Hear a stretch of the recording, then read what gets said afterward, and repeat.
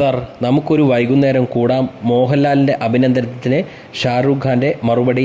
വിക്രാന്ത് മാസിക്കൊപ്പം പുരസ്കാരം പങ്കിട്ടിരിക്കുകയാണ് ഷാരൂഖ് ഖാൻ. മോഹൻലാലിൻ്റെ അഭിനന്ദനത്തിന് മറുപടി നൽകി ഷാരൂഖ് ഖാൻ. മികച്ച നടനുള്ള ദേശീയ അവാർഡ് നേടിയ ഷാരൂഖ് ഖാനെ മോഹൻലാൽ അഭിനന്ദിച്ചിരുന്നു. പിന്നാലെയാണ് ഷാരൂഖ് ഖാൻ മറുപടിയുമായി എത്തിയിരിക്കുന്നത്. തൻ്റെ സ്വതസിദ്ധമായ തമാശയോടെയായിരുന്നു ഷാരൂഖ് ഖാൻ്റെ മറുപടി.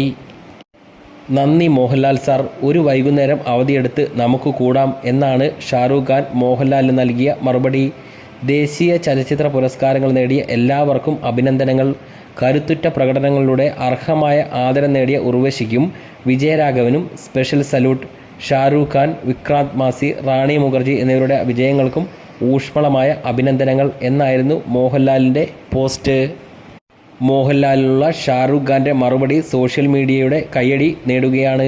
തൻ്റെ കരിയറിലെ ആദ്യത്തെ ദേശീയ അവാർഡാണ് ഷാരൂഖ് ഖാൻ സ്വന്തമാക്കിയിരിക്കുന്നത്. യുവനടൻ വിക്രാന്ത് മാസിക്കൊപ്പം പുരസ്കാരം പങ്കിടുകയാണ് ഷാരൂഖ് ഖാൻ. ജവാൻ എന്ന ചിത്രത്തിലെ പ്രകടനത്തിനാണ് ഷാരൂഖ് ഖാനെ തേടി പുരസ്കാരം എത്തിയിരിക്കുന്നത്. 12th മാൻ ആണ് വിക്രാന്ത് മാസിയെ മികച്ച നടനാക്കിയത്. മിസസ് ചാറ്റർജി വേഴ്സസ് നോർവേയിലൂടെയാണ് റാണി മുഖർജി മികച്ച നടിയായതും. അതേസമയം മലയാളത്തിൻ്റെ വിജയരാഘവനും ഉർവശിയും സഹനടനും സഹനടിക്കുമുള്ള പുരസ്കാരങ്ങളാണ് നേടിയത്. പൂക്കാലം എന്ന ചിത്രമാണ് വിജയരാഘവനെ പുരസ്കാരത്തിന് അർഹനാക്കിയിരിക്കുന്നത്. ഉള്ളൊഴുക്കിലെ പ്രകടനത്തിലൂടെയാണ് ഉർവശി പുരസ്കാരം നേടിയത്. ഇതിനിടെ ദേശീയ പുരസ്കാരത്തിൽ മലയാള സിനിമകളെ അവഗണിച്ചതായുള്ള വിമർശനം ശക്തമാണ്. പൃഥ്വിരാജ് നായകനായ ബ്ലസ്സി സംവിധാനം ചെയ്ത ആടുജീവിതം അടക്കമുള്ള സിനിമകൾ പുരസ്കാര പട്ടികയിൽ ഇടം നേടാതെ പോയത് കടുത്ത വിമർശനം നേരിടുന്നുണ്ട്. കേരളത്തെക്കുറിച്ച് തെറ്റായ സന്ദേശം നൽകുന്ന ദ കേരള സ്റ്റോറി, മികച്ച സംവിധാനം, മികച്ച ഛായാഗ്രഹണം എന്നീ പുരസ്കാരങ്ങൾ സ്വന്തമാക്കിയതും ചോദ്യം ചെയ്യപ്പെടുന്നു. ദേശീയ ചലച്ചിത്ര പുരസ്കാരത്തിൽ ആടുജീവിതം തഴയപ്പെട്ടത് വിവാദമായി മാറിയിരിക്കുകയാണ്. കേരള സ്റ്റോറിക്ക് മികച്ച സംവിധായകനും ഛായാഗ്രഹനുമുള്ള പുരസ്കാരങ്ങൾ ലഭിക്കുകയും ആടുജീവിതം പൂർണ്ണമായും തഴയപ്പെടുകയും ചെയ്തത് ചോദ്യം ചെയ്ത് നിരവധി പേരാണ് രംഗത്തെത്തിയിരിക്കുന്നത്. ഇപ്പോഴിതാ ആടുജീവിതത്തിൻ്റെ സംവിധായകൻ ബ്ലസ്സിയും പ്രതികരിക്കുകയാണ്.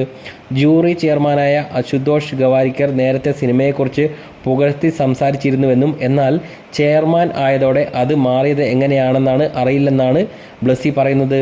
ലോറൻസ് ഓഫ് അറേബ്യയ്ക്ക് ശേഷം മരുഭൂമി ഇത്രയും മനോഹരമായി ആരും ചിത്രീകരിച്ചിട്ടില്ല എന്നാണ് അന്ന് അശുതോഷ് പറഞ്ഞതെന്നും ബ്ലസ്സി ചൂണ്ടിക്കാണിക്കുന്നു. മന്ത്രി ശിവൻകുട്ടിയുടെ പ്രതികരണം കണ്ടു. ഒരു മന്ത്രി ആ രീതിയിൽ പ്രതികരിച്ചതിൽ വളരെ സന്തോഷമുണ്ട്. കാരണം ഇത് എൻ്റെ മാത്രം വിഷയം അല്ലല്ലോ എന്നുള്ള സമൂഹത്തോടുള്ള ഓർമ്മപ്പെടുത്തൽ കൂടിയാണ് ആ പ്രതികരണമെന്നും ബ്ലസ്സി പറയുന്നു. തിരുവനന്തപുരത്ത് സിനിമാ കോൺക്ലേവിൽ സംസാരിക്കുകയായിരുന്നു ബ്ലസ്സി. അതേസമയം ഞാൻ അവാർഡിനയച്ച ഒരു സിനിമ എനിക്ക് അവാർഡ് കിട്ടിയില്ല എന്നുള്ള പരാതി പറയാൻ ആഗ്രഹിക്കുന്നില്ലെന്നും ബ്ലസ്സി പറയുന്നു.